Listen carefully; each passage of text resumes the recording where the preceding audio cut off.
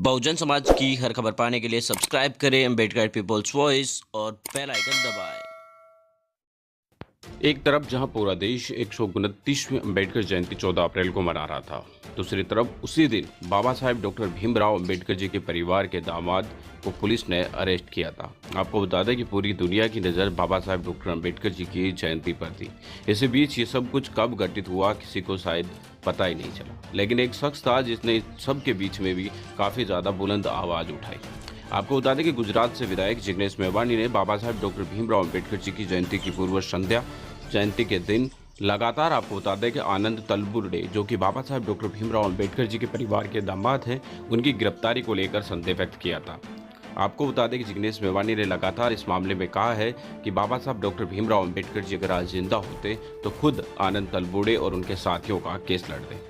जिग्नेश मेवानी ने कहा कि आज सरकार लोगों की आवाज दबाने के लिए सिर्फ झूठे मुकदमों का सहारा ले रही है। जिग्नेश मेवानी ने आपको बता दें कि लगातार इस मामले को लेकर केंद्र सरकार पर निशाना साधते हुए कहा है कि अगर बाबा साहब अम्बेडकर जी की इतनी ही मोदी जी को चिंता है तो आनंद तलबुर्डे को रिहा करना चाहिए। जिग्नेश मेवानी ने अपने ट्विटर अकाउंट से रिलीज आनंद के साथ लिखा है कि आज बाबा साहब अम्बेडकर हमारे बीच में होते तो वह न केवल आनंद तलबुर्डे का लेकिन बल्कि भीमा कोरेगांव के सभी अभियुक्तों के बतौर वकील मुक्त में लड़ते और इन सभी साथियों की रिहाई के लिए पुरजोर संघर्ष भी करते।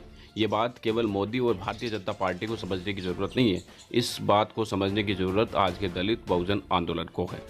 आपको बता दें कि जिग्नेश मेवानी इस मामले को लेकर कल 16 अप्रैल को भी ट्विटर के ऊपर रिलीज आनंद ट्रेंड करवा रहे थे। देश भर के आनंद रिलीज पूरे देश भर में ट्रेंड कर रहा था और जिग्नेश मेवानी इसे लीड कर रहे थे, जिसके अंदर हार्दिक पटेल, कन्हैया कुमार जैसे बड़े लोगों ने भी उनका सहयोग किया। दरअसल आपको बता दें कि 1 जनवरी 2018 के अंदर भीमा कोरेगांव उत्सव के दौरान एक हिंसा भड़क गई थी। इस मामले के अंदर 2 आरएसएस के आदमियों का भी हाथ सामने आया था, लेकिन भारतीय जनता पार्टी की महाराष्ट्र में सरकार थी तो उस केस को उन लोगों से रिहा कर दिया गया और उनको आपको बता दें कि उन दोनों को बरी कर दिया गया। इस मामले के अंदर बाबा साहेब डॉक्टर भीमराव अम्बेडकर जी की पौत्री रमा अम्बेडकर के पति और प्रकाश अम्बेडकर के बहनोई आनंद तलबुर्डे और उनके साथियों को आरोपी बनाया गया कि इनकी भाषण की वजह से 1 जनवरी 2018 के अंदर भीमा कोरेगांव में हिंसा उत्पन्न हुई।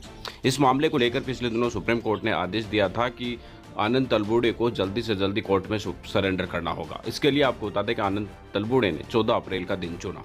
बाबा साहेब डॉक्टर भीमराव अम्बेडकर जी के परिवार के आनंद तलबुर्डे ने 14 अप्रैल को अपना सरेंडर किया। इस दौरान प्रकाश अम्बेडकर